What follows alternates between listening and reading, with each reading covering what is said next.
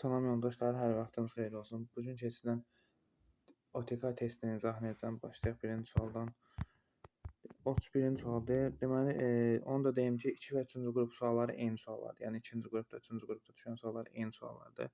31. Qarabağ bölgəsinin tarixinə və 2-ci Qarabağ müharibəsindən sonrakı dövrünə aiddir. Yəni deyir ki, bu 2-ci Vətən müharibəsində baş verən deyil, digər dövrdə olanları göstərir.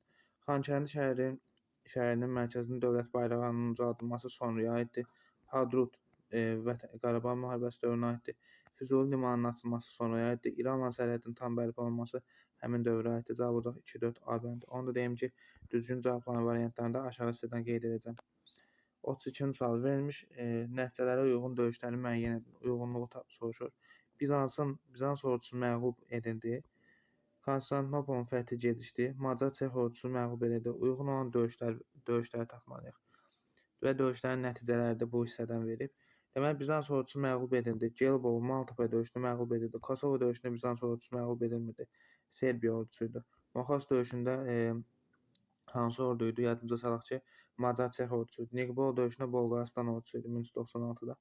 Onun üçün bir dənə AB qalıb. Daha sonra Konstantinopolun fəthi gecikdi. Bilinir ki, bu Ankara döyüşünə aiddir. Onun üçün cavab olacaq B bəndi. Macar Çex ordusu məğlub edildi 1526 Moxos döyüşündə. O da cavab olacaq deməli nədir? B bəndi. Deməli bunu deyim sizə. Osmanlı tarixinin 1302-ci ildən 1571-ə qədər olan dövrü var yoldaşlar. Baxın, o hissəni mütləq oxuyun. Bir dənə sual, ən az bir dənə sual həm 2-ci qruplara, həm 3-cü qruplara hər il bir dənə sual düşür. Eyni zamanda birinci sualdan Vətən müharibəsindən də mütləq bir dənə sual düşəcək. Deməli, 2-ci Dünya müharibəsindən iştirak etmiş Azərbaycanlı döyüşçülərin fəaliyyətinə aid uyğunluğu müəyyən edin. Gərək Asadov Rumıniya idi. 1-ə getdi B. Mehdi Hüseynzadə Mixailov. Bu A olacaq. Deməli, partisançı idi. Daha sonra Fransadan isə hərbi mükafata layiq görülmüşdü. Bu da Əhmədi Cəbrayılov C olacaq. Deməli, BAC cavab olacaq Y bəndi. 34-cü sual. Deməli, xəritədə rəqəmlə verilmiş dövlətlərin aid uyğunluğu müəyyən edin. 1. Hindistandır. 3. Deməli, Çindir. 2 də Yaponiya ərazisidir. 19-cu əsrin ikinci yarısında ingilislər tərəfindən işğala tamamilə başa çatdırıldı. 1856 hara idi? Bu Hindistana aiddir. 1-ə aid olacaq A deməli. Şimdi sayın 1-ə aid olacaq A. 20-ci əsrin əvvəllərində Respublika elan edilmişdi 1913-də. Bu hara aiddir? Bu Çinə aiddir. 3-ə aid olacaq B. Napolyon işğalına qarşı mübarizə aparması. İşte Çin, Hindistan, Yaponiya Napolyon işğalına qarşı mübarizə aparmışdı mı? Aparmamışdı. C yanlışdır. C-ni çıxaraq bütün variantlardan. C-ni bütün variantlardan çıxanda cavabımız A olur. Cavab olur C bəndi. Baxın, dimin sınağı biraz asan formalıdır. Yəni bu tipdə çox testlər var. Amma dim imtahanında, qəbul imtahanında həm 2-ci qruplarda, həm 3-cü qruplarda ən azı bir dənə, 2 dənə bu tipdə test olacaq. Bir dənə varianta çıxmaqla bütün cavab qalacaq sizə. Bütün cavabı tapa biləcəksiniz. Sadəcə bir dənə varianta çıxmaqla. Portsmouth 1905 Yaponiya aiddir, D-yə aiddir bu, D-yə aid olacaq. 19-cu əsrin 80-cı illərdə konstitusiya verilməsi də Yaponiya aiddir 1889-cu ildə. Daha sonra cədvəldə verilənlərin oxşar cəhətlərini müəyyən edin. Babillər üsyanı 1848-52, Zeynəb Paşa 98, Məşruta 1905-11. Yəni bunların hamısı nə vaxtda aiddir? Hamısı Qacar dövləti vaxtı Cənubi Azərbaycanda olan çıxışlardır. Cənubi Azərbaycan tarixinə aid olması doğrudur. Qalibiyyətlə nəticələnməsi yanlışdır. Qacarlar dövlətinə qarşı yönəlməsi doğrudur.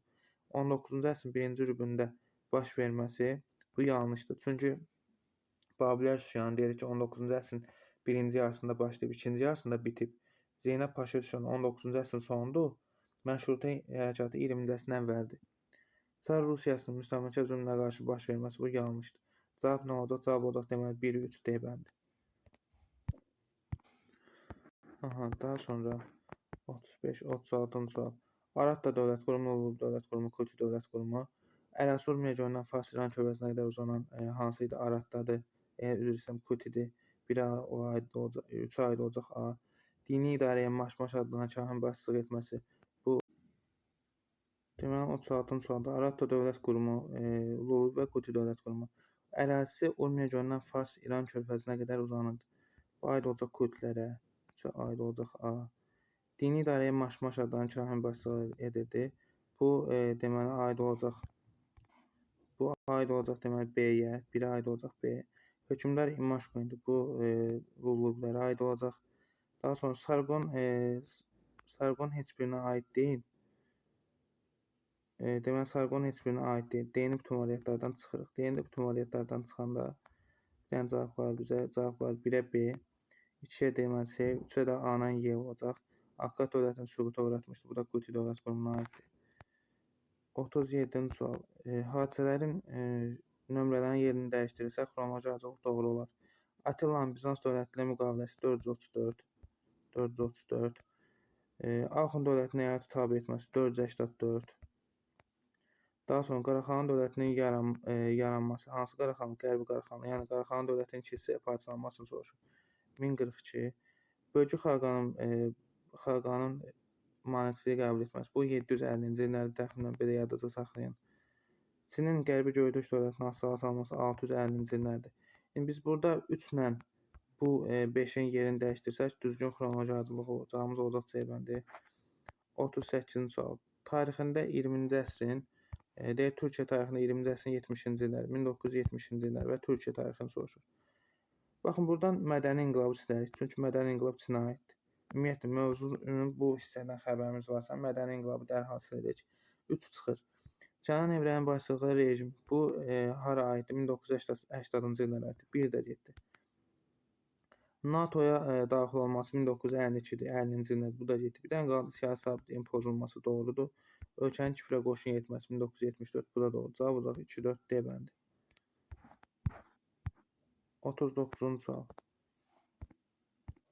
Torpaq sahibləri öz mülklərini nəsildən nəslə ötürmək üçün bağışlamaq hüququ aldılar. Hansı torpaq sahibləri kimi idi? Bəy və ağalar, yəni bu torpaqları almaq hüququ aldılar, alıb kiməsə vermək hüququ aldılar. Bu nə vaxt idi? Yadımıza salaq ki, 1846 reskriptdə idi. Və bu islahat Azərbaycan feodalları torpaq hüquqlarının güclənməsi ilə əlaqədar yeni bir mərhələnin başlanması deməkdir. Bəli. 2-də yazıb ki, əsasnamədə həmçinin sahibkar kəndlərin vergi və mükəlləfiyyət məsələlərində toxunulurdu. Bu sahibkar kəndlərin vergi mükəlləfiyyət məsələlərinin toxunulması 1847-dir, 1870-dir. İndi ardını oxuyaq görək ki, hansıdır? Kənddə ailələri bir nəfər öz iş heyvanı alətləri birlikdə 18 gün müddətində bəy təsərrüfatına bir ara göndərməyə məcburiyyətindədirlər. Əgər bir ara gedirdisə kənddə, bu 1847-dir. Bu 1847-dir. Bir ara gedirsə kənddə. Yox, bir ara getmirsə, bilirik ki, 70-ci islahatın əsasən bir ara ləğv olunur, pulla əvəz olunur. Onun üçün bu 47-yə aid olacaq. Deyək ki, birinci mətndə bəhs edilən islahatdan fərqli olaraq ikinci mətndəki islahat. Kəndlər mülkədar tabiyəsi adı verildi, bu birinciyə aiddir. Bəylər kəndlər üzərində polis məhkəmə hüquqları aldılar, bu da birə aiddir. İki cinsindən olan kəndlərə pay torpağı verilməsi nəzərdə tutuldu, bu doğrudur. 5D siyasətini torpaq verilməyə başladı. Xəzər vilayəti aid deyil, ali müsəlman təbəqəsi də bu dövrə, yəni belə bir məsələ yox idi. Cavab orada C olacaq. Daha sonra 40-cı sual. Eyler-Venn diaqramına uyğun bəndləri müəyyən edin. Gürcüstan, Türkmənçay və Ədirnə sülhü. Qacarlar dövləti ruslara təzminat verməlidir. Bu Türkmənçay müqaviləsindədir. Birə aiddir bu A.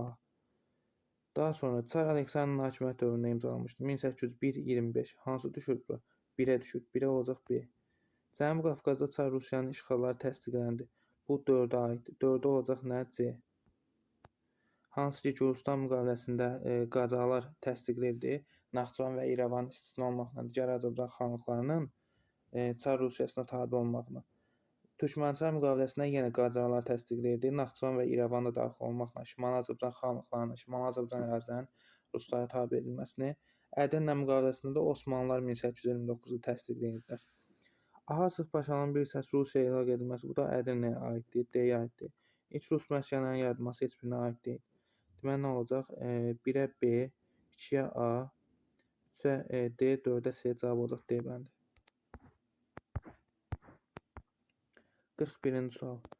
Xəritədə paytaxtları ulduzla verilmiş Azərbaycan dövlətlərinin xəritədə 10-cu əsrin 1-ci yarısı. Baxın, test düşəndə, yəni bu tipdə sual düşəndə, əgər əsr yazırsa, əsrdən söhbət gedirsə, yuxarı mütləq ilin yazın. 10-cu əsrin 1-ci yarısı nə vaxtdır? 900 və 950. 900 və 950-ci illəri nəzərdə tutur. Bu günlərdə mövcud olan dövlətlər. Bu ərazi bildik ki, Şirvanşahlar idi. Şirvanşahlar idi. Bu ərazi Ərdəbil ərazisidir. Sizə Ərdəbildə paytaxtı olan 951-ci ildə mövcud olan hansı dövlət olar? Salari dövləti olar. Salari. Deməli, birinci əsrə aid dövlətləri deyil. Burada sazləri götürə bilmərik. Çünki sazlər 10-cu əsrin birinci yarısına tam birlikdə mövcud olmamışdı. Müstəqilliklərinə son qoyulması yanlışdır. Şirvanşahların müstəqilliyinə bu dövrdə son qoyulmamışdır. Slavyanların yurtda məruz qalması nədir? Bu doğrudur. Cavab olacaq. Həm Şirvanşahlar, həm də Salarilər Slavyanların yurtda məruz qalmışdılar. Cavab olacaq B bəndi. 42-ci sual. Uyğunluğu müəyyən edin. Doğrunu soruşur.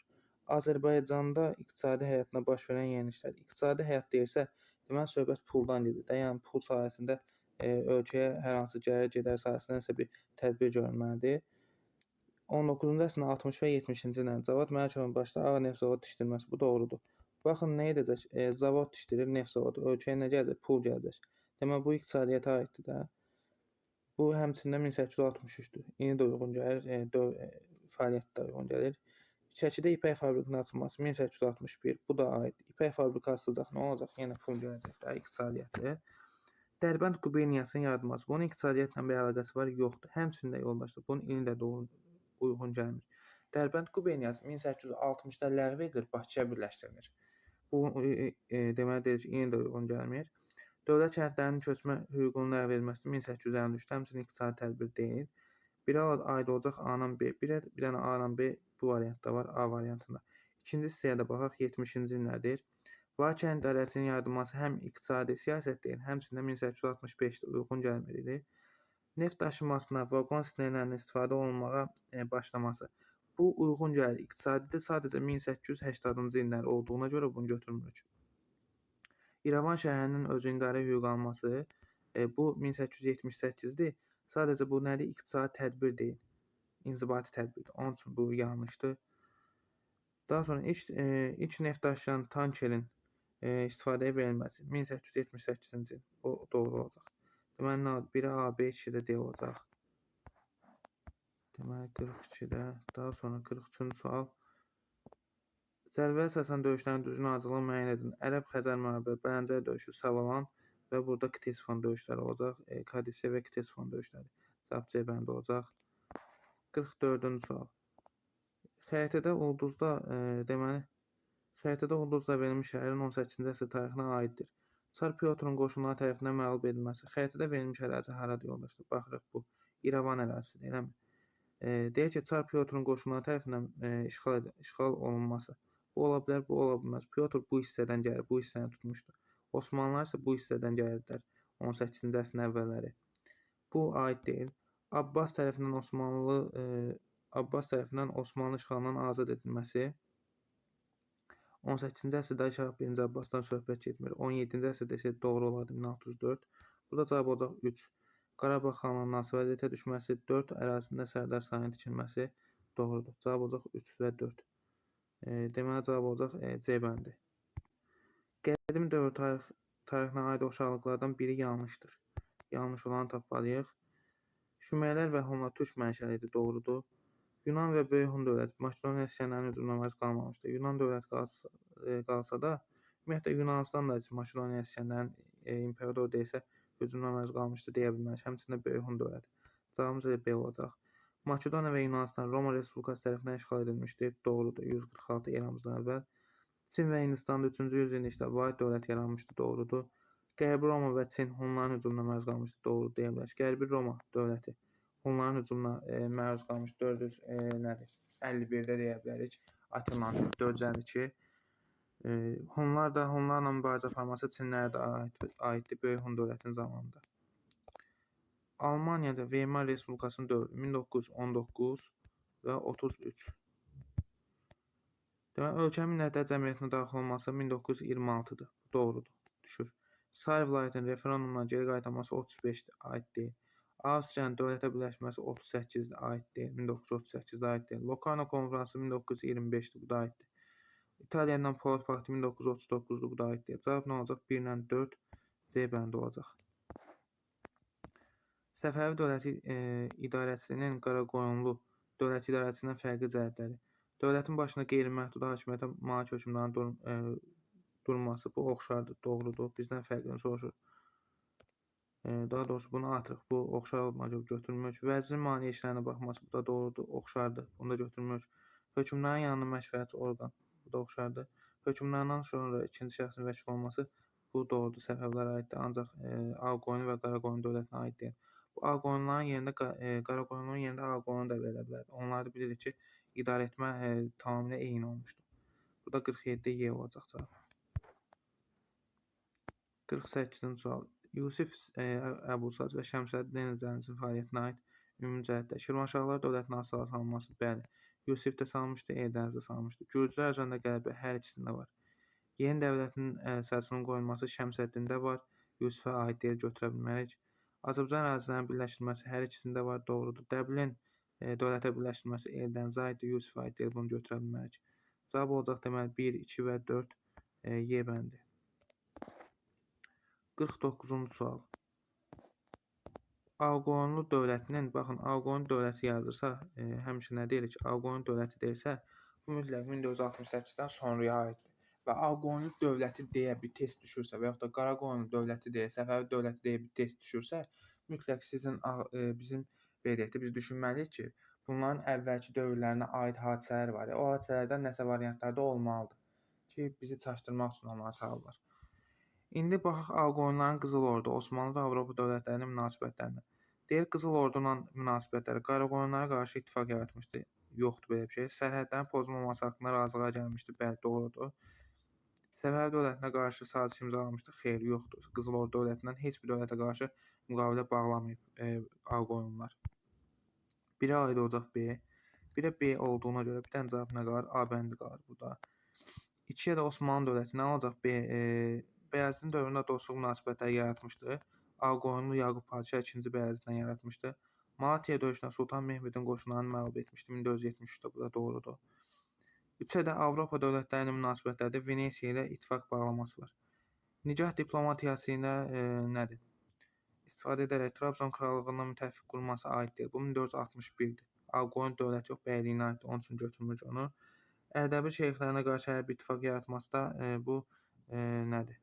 Ağqoyunlu dövlətinin Avropa dövlətləri dediyi üçün götürmürük. Amma yazsaydı Ağqoyunlu dövlətinin xarici siyasətinə aid olan xüsusiyyət, burada Ərdəbil şeyxlərinə qarşı hərbi ittifaq yaratmasını götürərdik. Amma Avropa dövlətləri dediyi üçün götürmürük.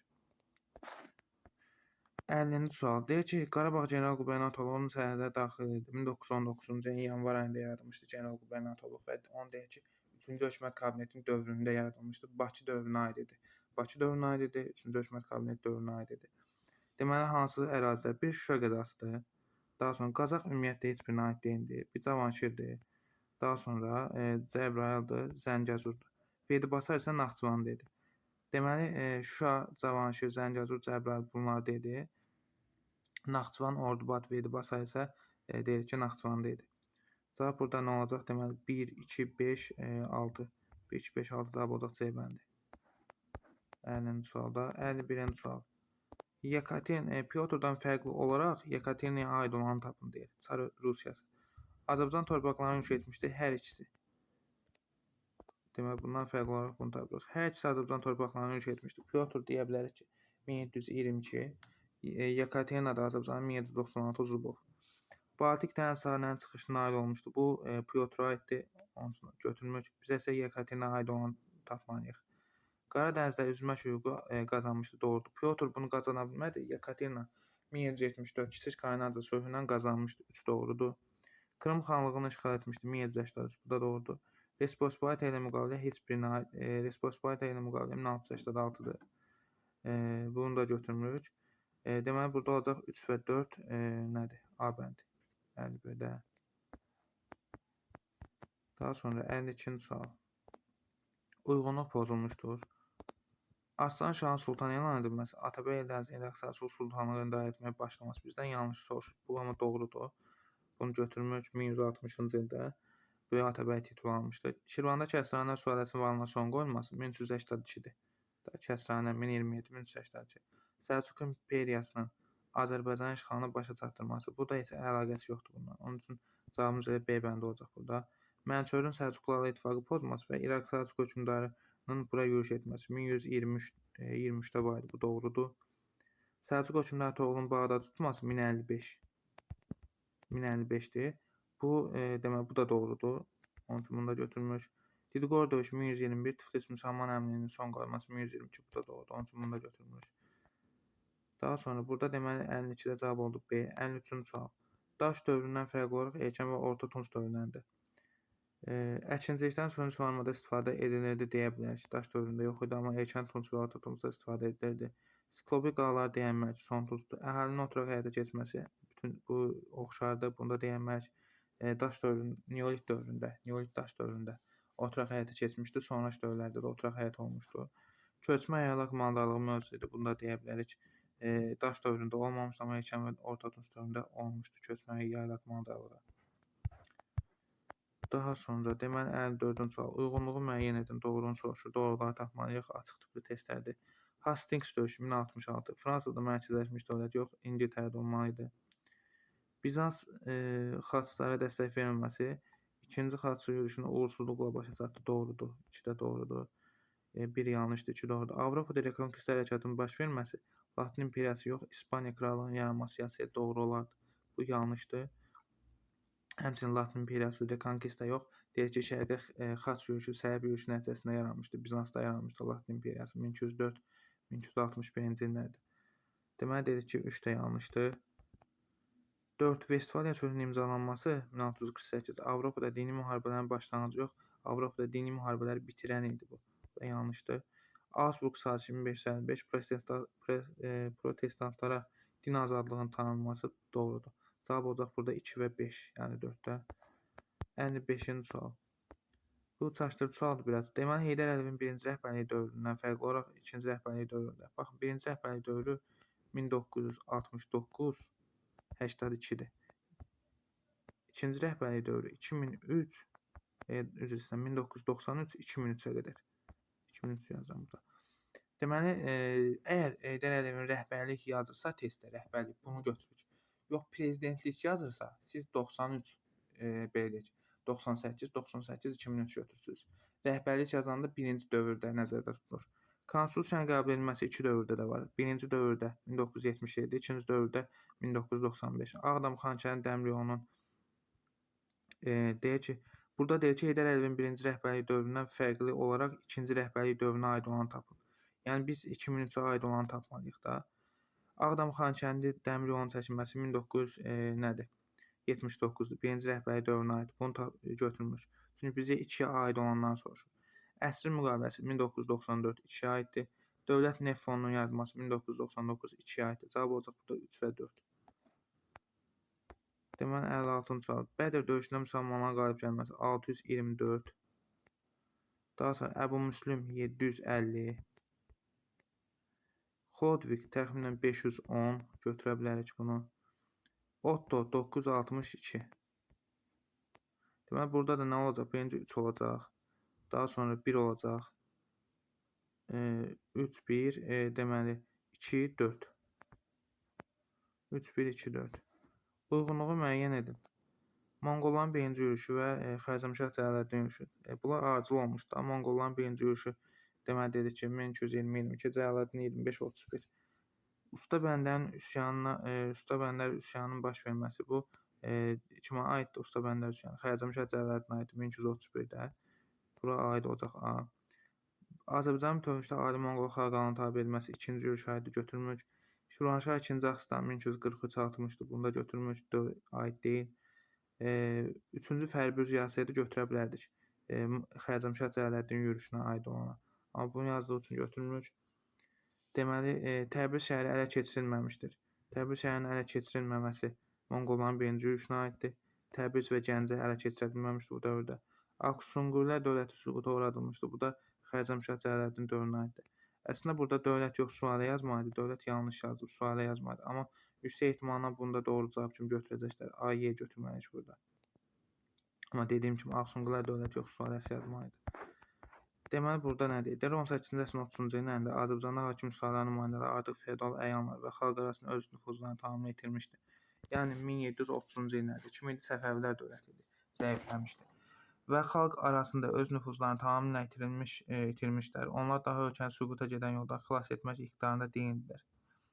Nadir xan öz nöqteyi-nəzərdən yeganə doğru yolunu taxt-tacın həqiqi sahibi olmaqda görürdü və hakimiyyətdə həqiqi sahib olduqdan sonra da öz mövqeyini müharibələr vasitəsilə möhkəmləndirməyi, yürüşlərə çıxmaqla, həmçinin ölkənin iqtisadiyyatını dirçəltmək, hakimiyyəti sülalə dəyişikliyinə narazı qalan əyanları varlandırmaqla onları öz tərəfinə çəkmək məqsədi güdürdü. Bundan ötürü o, qədim türk qaydasına görə qurultay çağırdı və yeni yaradılmış dövlətdə bir sıra sərt islahatlar həyata keçirdi. Nadir Şah mənbədə bəhs olunan qurultayın nəticəsində süquta uğrayan və yeni yaranan dövlət. Süquta uğrayan dövlət Səfəvi, yeni yaranan dövlət Əfşar dövləti idi, bilirik. Bəhs edilən qurultayın nəticəsində yeni yaranan dövlətdə həyata keçirilən islahatların hərəsinə aid bir nümunə yazılır. İnzibati islahata deyə bilərik ki, Azərbaycan əyaləti yaradıldı. Paytaxtı Təbriz olan Azərbaycan əyaləti yaradıldı. Vergi islahatına deyə bilərik ki, vəzifə bölgüsü tətbiq olundu vergi islahatına əsasən, yəni verginin toplanmasına aid. Daha sonra yeni yaranan dövlətin qurucusunun 63-cü sual. Şah Abbasın xarici siyasətinin oxşar cəhətlərinin ikisini yazın. Deməli, Şah Abbasla Nadirin arasında olan oxşar xüsusiyyət nəyi deyə bilərik? Avropa dövlətləri ilə diplomatik münasibətlərin yaradılmasını deyə bilərik. Osmanlı dövlətinə müharibənin aparılması. Hər ikisi xarici siyasətinə aiddir. Hər ikisi üçün oxşarlıq təşkil edir.